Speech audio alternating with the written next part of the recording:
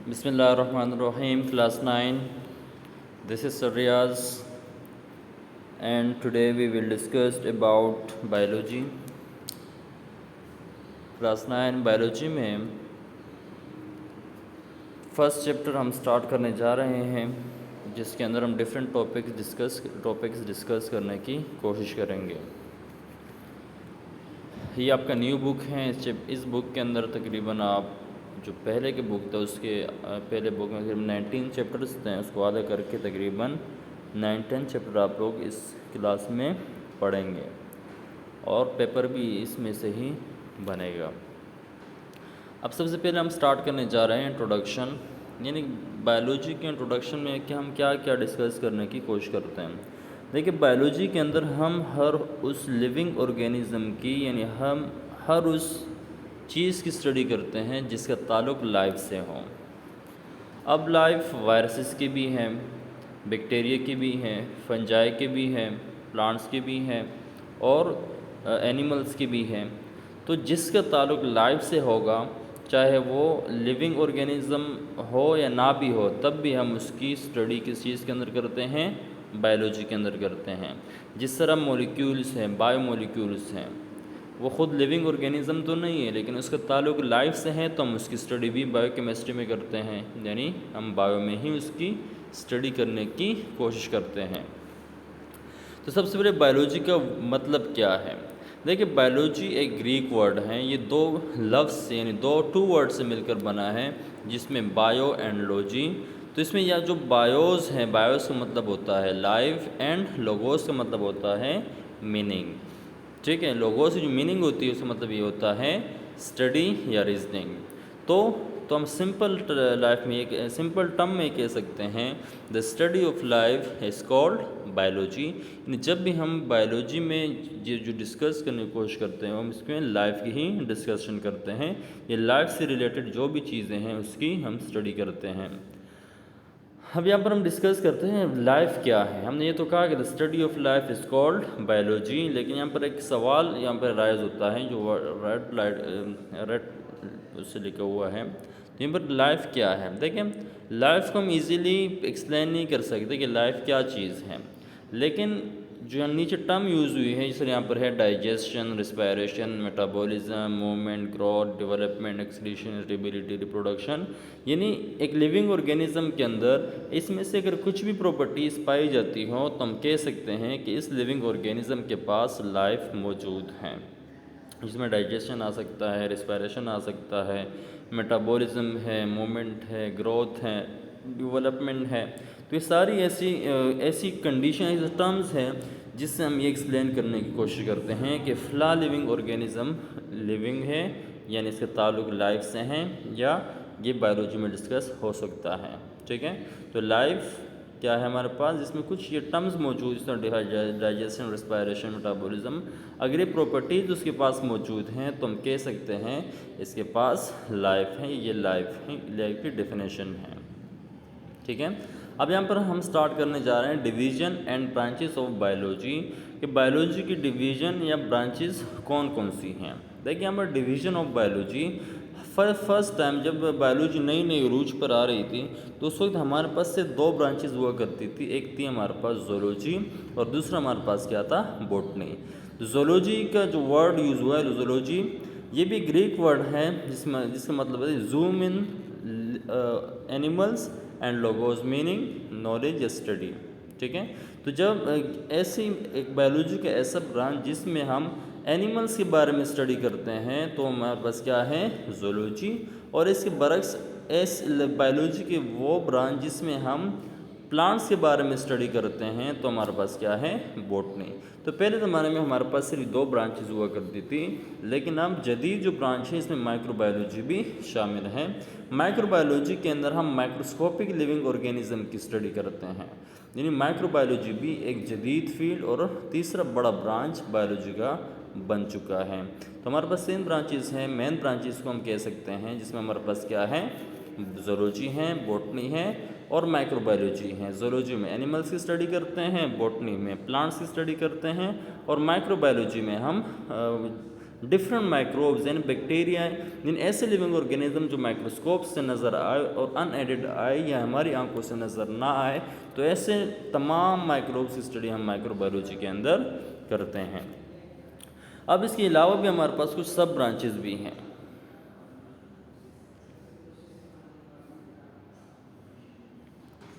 ठीक है, अब देखिए हमारे पास बायोलॉजी के और भी बहुत सारे ब्रांचेस हमारे पास है, ब्रांचेस ऑफ बायोलॉजी।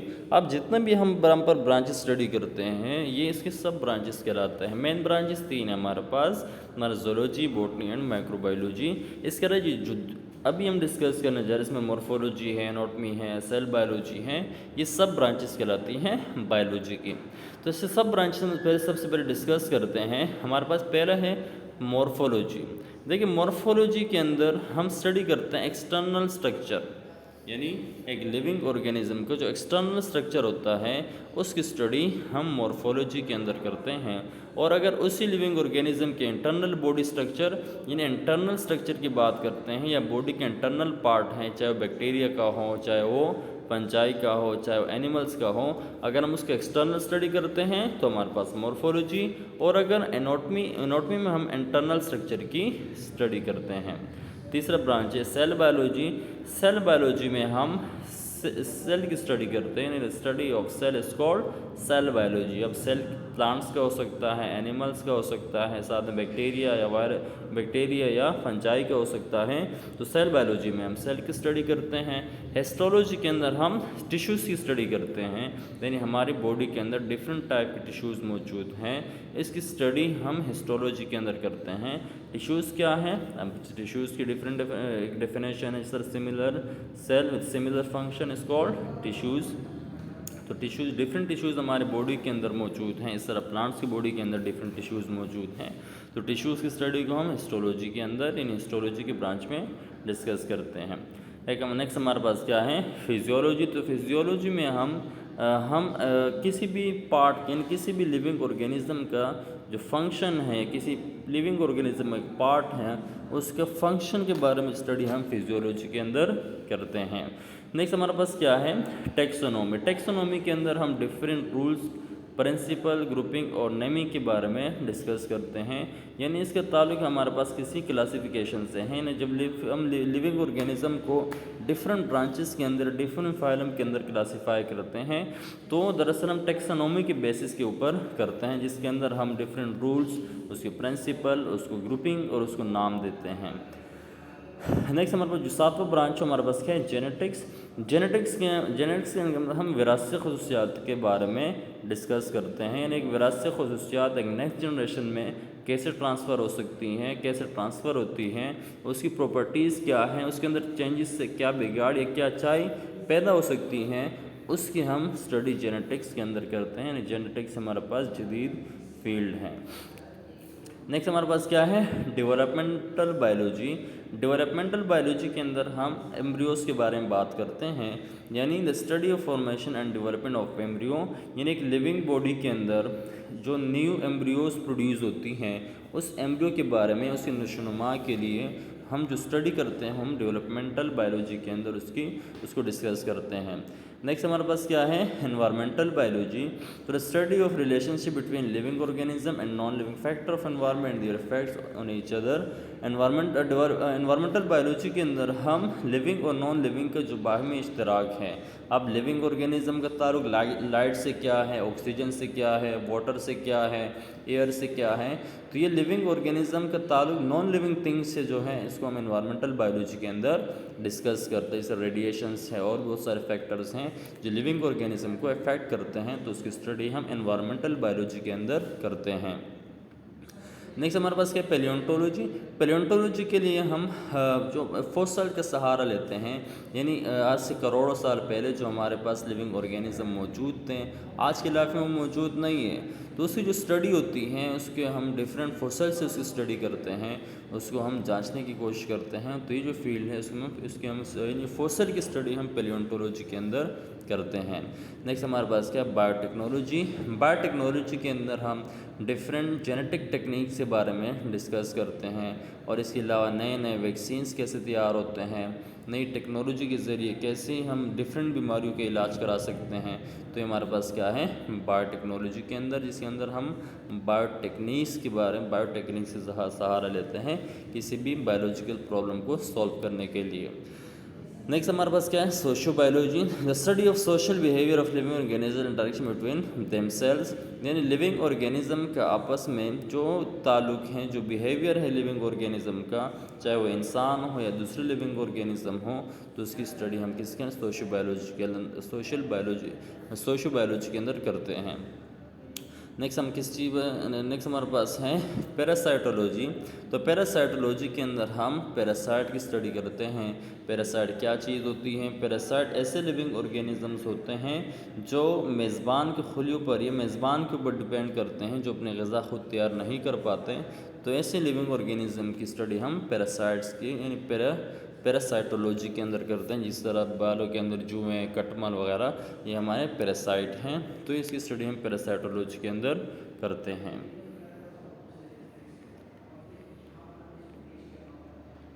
नेक्स्ट हमारे पास क्या है, फार्माकोकोलॉजी। तो फार्माकोकोलॉजी के अंदर हम एक्शन ऑफ मेडिसिन्स के बारे में, जो हम ड्रग्स यूज़ करते हैं, इसके बारे में स्टडी करते हैं। और मॉलिक्यूलर बायोलॉजी के अंदर हम डिफरेंट ऑर्गेनिक और इनऑर्गेनिक मॉलिक्यूल की स्टडी करते हैं, जो हमारे सेल का, जो हमारे सेल ऑर्गेनिल्स के अंदर मौजूद हैं, जो हमारे सेल के अंदर मौजूद हैं। ऑर्गेनिक कंपाउंड, इस इनऑर्गेनिक कंपाउंड भी मौजूद होते हैं, तो उसकी स्टडी हम मॉलिक्यूलर बायोलॉजी के अंदर करते हैं। नेक्स्ट हमारे पास क्या है, relationship of biology with other sciences, यानी बायोलॉजी का दूसरे साइंसेस के साथ क्या रिश्ता है, उसकी स्टडी हम रिलेशनशिप ऑफ बायोलॉजी में डिस्कस करते हैं। अब बायोफिज़िक्स हैं या बायोफिज़िक्स, इसमें दो ब्रांचेस शामिल हैं। एक हमारे पास फिज़िक्स हैं, दूसरा हमारे पास बायोलॉजी हैं। यानी फ़िज़िक्स का बायोलॉजी में क्या किरदार है, ठीक है। तो फिज़िक्स के बगैर बायोलॉजी आजकल के दौर में इनकम्प्लीट हैं। जिस तरह हमारे पास डिफरेंट डिजीज़ की जो स्टडी है, डिफरेंट डिजीज़ के ख़िलाफ़ जो एक्शन है, या डिफरेंट डिजीज़ के खिलाफ जो ट्रीटमेंट करते हैं, वो हम रेडियो फिज़िक्स की करते हैं, जिसके अंदर आइसोटॉप्स यूज़ होते हैं, ठीक है। जिसके अंदर दूसरे रेडियो लेबलिंग का, कार्बन डेटिंग वगैरह ये टेक्निक्स हैं, रेडियो एक्टिव आइसोटॉप्स मौजूद हैं, ठीक है, जिससे हम डिफरेंट चीज़ों की स्टडी कर सकते हैं। जैसे रेडियो आइसोटॉप्स से हम फॉसल की स्टडी कर सकते हैं, ठीक है। तो इस तरह हम अल्ट्रासाउंड, एक्सरेज वगैरह करते हैं। तो ये जो हमारे पास सारे क्या हैं, बायोफिज़िक्स हैं, यानी फ़िज़िक्स भी बायोलॉजी के अंदर काफ़ी हद तक इन्वॉल्व हैं। और बहुत सारी जदीद बीमारों के इलाज भी हम तकरीबन रेडिएशन से करते हैं, जिस तरह किडनी स्टोन्स वगैरह, और इस तरह अल्ट्रासाउंड वगैरह, एक्सरेज, ये सारा के सारा किस चीज़ से ताल्लुक़ रखता है, फ़िज़िक्स से ताल्लुक़ रखता है। तो बायो और फिज़िक्स आपस में क्या है, बाहमी इश्तराक हैं। एक बायो मैथमेटिक्स, इस तरह मैथमेटिक्स, इसको बायोमेट्रिक का नाम भी देते हैं। तो इसके अंदर हम क्या करते हैं, different the branch of mathematics we collect the data of living organism, यानी जितना भी लिविंग ऑर्गेनिज्म का जो डेटा है उसका स्टडी, यानी उसमें भी मैथ्स इन्वॉल्व है। लाजमी बात है, जब हम किसी चीज़ करेक्शन करते हैं तो उसके अंदर मैथमेटिक्स लाजमी इन्वॉल्व होती हैं। नेक्स्ट हमारे पास क्या है, बायोकेमिस्ट्री। तो इससे बायो और केमिस्ट्री, यानी केमिस्ट्री, इन बायो के अंदर केमिस्ट्री भी यहाँ पर आती हैं। तो अब यहाँ बायोकेमिस्ट्री में किस चीज़ की स्टडी करते हैं, तो बायोकेमिस्ट्री के अंदर हम उन तमाम बायोकेमिस्ट्री के अंदर हम उन तमाम मॉलिक्यूल की स्टडी करते हैं जो लाइफ के में इन्वॉल्व हैं। यानी एक सेल है वो कितने टाइप्स के मॉलिक्यूल से बना है, किस किस मॉलिक्यूल से बना है, उसके अंदर बेसिक मॉलिक्यूल कौन कौन से हैं। तो ये सारे मॉलिक्यूल के ताल्लुक केमिस्ट्री से हैं। और जो लिविंग ऑर्गेनिज्म के अंदर जो जो मॉलिक्यूल्स मौजूद हैं उसकी स्टडी हम बायोकेमिस्ट्री के अंदर करते हैं। अब हमारे पास नेक्स्ट क्या है, बायोजियोग्राफी है। बायो का मतलब होता है लाइव, जियोग्राफी का मतलब होता है ज़मीन।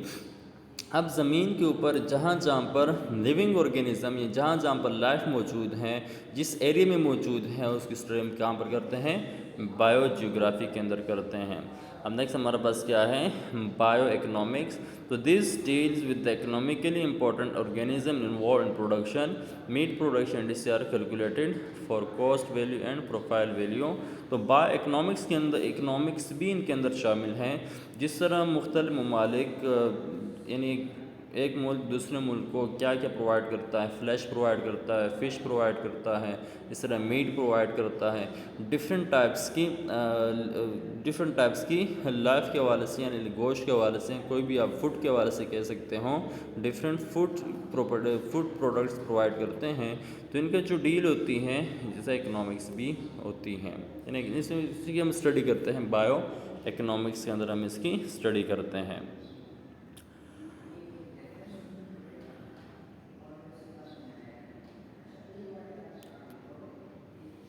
नेक्स्ट हमारे पास क्या है, कुरान एंड बायोलॉजी। यहाँ पर हम स्टडी करते हैं बायोलॉजी के बारे में, कुरान के क्या कॉन्सेप्ट हैं, इन कुरान मजीद में लाइफ के हवाले से या बायोलॉजी के हवाले से क्या क्या आयात या क्या क्या हदीस मौजूद, क्या क्या आयातें मौजूद हैं, ठीक है, वो हम इसके अंदर डिस्कस करते हैं। जिस तरह पहली आयत है, इसका मफहूम ये है, we made every living thing from water, कि हमने तमाम लिविंग ऑर्गेनिज़म को पानी से बनाया है, ठीक है। तो हमारे पास क्या है, कुरानिक वर्सेस, इसे हम आगे इंशाल्लाह डिस्कस करेंगे।